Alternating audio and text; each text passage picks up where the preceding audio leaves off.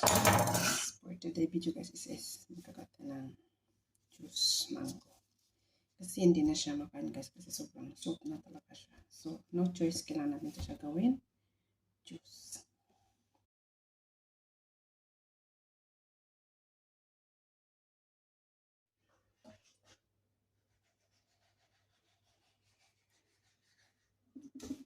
Sobrang lambot na talaga siya guys. Hindi na siya talaga kayang kainin.